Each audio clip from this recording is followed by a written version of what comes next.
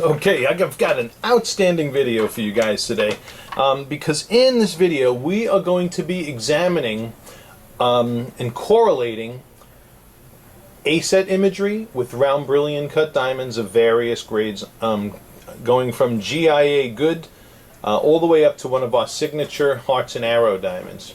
Now, the first two diamonds that we have on the screen here, the one on the left is a GIA good next to a GIA very good.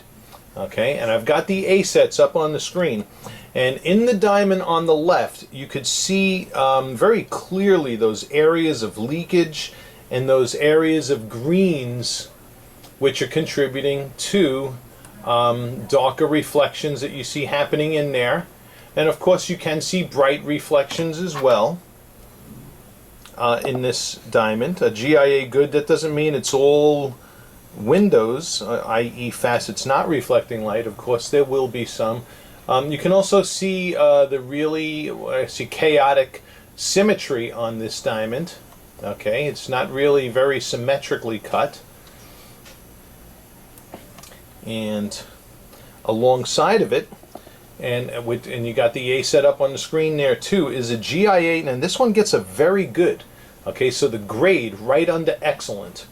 And in the ASET image of that, you can see all those greens around the perimeter, and you can see the resultant darkness in the upper half facets, okay, which kind of reduces the effective diameter of this diamond, which, by the way, is a 2-carat FVS2. All right, and this good, by the way, was a 2-carat EVVS1. Right, so exceptional color clarity combinations in the 2-carat size. However, these are diamonds that were cut to maximize weight, to eke it out over that 2-carat mark and maintain those high color clarity combinations, hence demanding the FVS and EVVS premiums that color clarity commands. All right, so that's those two. Now I'm going to bring onto the screen another one, which is a GIA excellent. I'm sorry, not just a GIA excellent, it's a GIA triple excellent. Okay, and as you can see, and we've brought the ASET image on the screen there for you, you can see all the leakage that's happening under the table facet of this GIA triple X. So, for you guys watching out there, and you say, hey, as long as it's a GIA triple X, I don't mind. Well, listen, your least expensive GIA triple excellence are that price for a reason. Okay, and this particular diamond is a G color VS1 clarity, and represents a good majority of GIA excellence on the market. Okay. And if you do searches on websites and you do a general search for a certain carat weight clarity color, and you're looking at the GIA excellent, all GIA excellent cut grades, it is true that you will find variances in pricing and value by up to 20% or more. Okay, and the reason why, one of the main reasons why, is all that leakage. So this is this is a GIA triple excellent, but it just made it in. Just like a lot of them, just make it in. Now, so what am I handpicking here when I pick out a GIA triple excellent? Well, our GIA triple excellence must have AGS ideal optics. This diamond I have on the screen now is perhaps the rarest 2-carat diamond you will ever see in one of our videos. It is a 2-carat. It's a D color, and it is flawless by both GIA and AGS. Okay, so this diamond was dual certed. Okay, it's got the GIA and AGS designations for D flawless, GIA triple excellent, AGS ideal. So top of the line grades from both of the two most conservative labs. Quite honestly, this diamond could have just been graded by GIA. We could easily determine whether it has AGS ideal optics here, but look at the resultant ASET image in the top right hand corner now. Notice how all the leakage that was in this diamond is eliminated. Okay, and this was done to improve and make the optics the best that they could possibly be in a 57 facet round brilliant cut. All right, so outstanding example of two GIA triple excellence with completely different optics. Very, very interesting. Okay, and for people wanting to see maybe more details on the diamonds in this video, we will include links in the description if we don't have it posted there already. Okay, but beautiful brightness and contrast patterning in this diamond on the right. Clearly a great example of the more valuable GIA triple X out there. Okay, now we're going to look at sparkle scintillation. All right, and now in the same order, we're looking at fire and sparkle scintillation in the dim spotlighting environment. And in the left is the GIA good, to the right the GIA very good. So, all right, so we're getting some, you know, some decent sparkle out of these guys. No really big broad flashes. You know, we see a little bit of a bigger flash coming out of the very good on the right. Okay. And as you can see, ASET imagery is best indicative of what we're going to see in the diffused light environment and in natural daylight environments, as opposed to spotlighting. All right, here is the GIA triple excellent. Okay, this is the one that had that light leakage under the table, and you can see some strong flares of fire coming off of the arrowheads there, or the pavilion mains, which is good. However, okay, look at the fire now coming off of the pavilion mains, a heck of a lot more so in the 2-carat D flawless. So, sparkle scintillate. By the way, that light that you see right there on the table facet of both diamonds is glare, and I generally don't count glare when I'm looking at fire and sparkle. I'm really looking right there. I'm looking at those internal reflections more so than I am that external glare. And sure enough, you know, of course, the diamonds that we handpick for light performance are always going to be more fiery and have more sparkle scintillation. All right, this is why you guys come to us.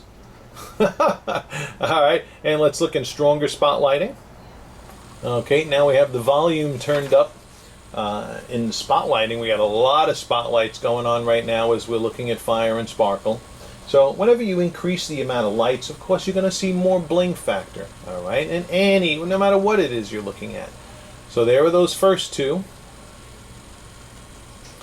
And there is the GIA triple excellent.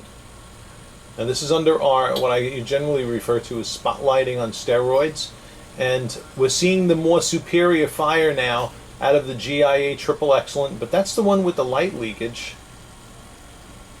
And bam-o, the one without the light leakage, we're seeing even stronger fire, particularly bouncing off of what is commonly known as the lower half facets. Okay, the arrow facets are those long reflections, like what you see, like right here in this diamond. You got a pavilion main lighting up, a pavilion main. Okay, there. The facets in between the mains are the lower half facets. So you see how those lower half facets are now lighting up along with the pavilion mains in this diamond? And that is what's giving that diamond superior fire and sparkle, because you're getting beautiful reflections off of all of the facets on the pavilion and not just the mains, because those lower half facets in this diamond were leaking light. In this diamond, they're not leaking light, they're reflecting light and getting those strong reflections back. There's a great video demonstrating the differences, not just between GIA good, very good, triple excellent versus a good old gold rhinocerotically picked hearts and arrows.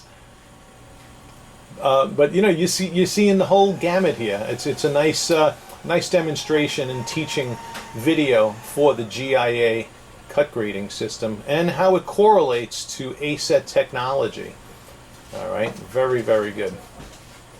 Okay, and now we're going to head by the window and see what visual effects we see there. All right, and here is looking at, we're starting off again with the GIA good on the left and the GIA very good on the right. Okay. And, you know, once again, we're seeing, you know, chaotic symmetry. I know there's a bunch of laymen out there looking at these and saying, hey, you know something, that's not too bad looking. And you do have a point to some degree, because all diamonds are pretty, you know, all diamonds are pretty to some degree. You guys just got to determine what is it that you want to put on your lady's hand that she's going to look down on for the rest of your life. And also, another great thing about this video is it's helping you guys to understand the value in cut. All right, so I'm going to leave out the GIA very good on my right and bring out the first GIA triple excellent. Okay. Now, very good difference. You could visibly see the difference now from the GIA very good on my left to the GIA, the standard GIA excellent on the right. Okay, now remember, this is the one with that light leakage under the table. So, but you can absolutely see the visible difference from the very good to the triple excellent. And this is the a standard GIA triple excellent.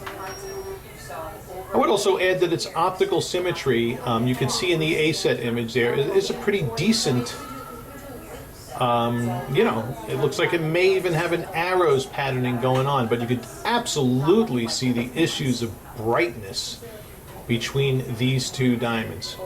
All right, now we're going to have a little bit more fun, and we're going to get out a good old gold, hand-picked, actually custom-cut cherry to our standards for superior hearts and arrows symmetry with light performance. Let's look at that now. All right. Now, wow, look at this difference here. All right. We're seeing now, look, here is the results. Here's the visible results in natural lighting when you take a GIA triple excellent with extraneous leakage under the table, okay, in natural daylight versus one that doesn't have that extraneous leakage under the table. And again, we can visibly see the differences in brightness and contrast, particularly under the table facet of these two diamonds. This is a great, great, great learning video comparing different GIA triple excellents, okay? So now that you've seen this visible difference in the increased darkness under the table of this one, let's just gander at this little beauty for a second. Because this diamond, this is the rarest 2-carat diamond in the world. Okay? Dual certed, GIA triple X, AGS triple ideal, D flawless. I'm gonna have a hard time naming this video. Do I name it 2-carat D flawless or under a more educational title? I'll have to determine that in a little bit. So, in any case, proud to show this diamond, custom cut for one of our clients overseas, and one that we are extremely proud to represent and feature on Rhino School of Rock on the Diamonds channel in HD. All right, thank you for watching. And I know you people are going to be emailing me for a price. Don't do that unless you're in the market for it. Then I'll give you a quote. Otherwise, thank you for watching. Hit subscribe if you want to learn and see more. And always a pleasure to serve. Thank you.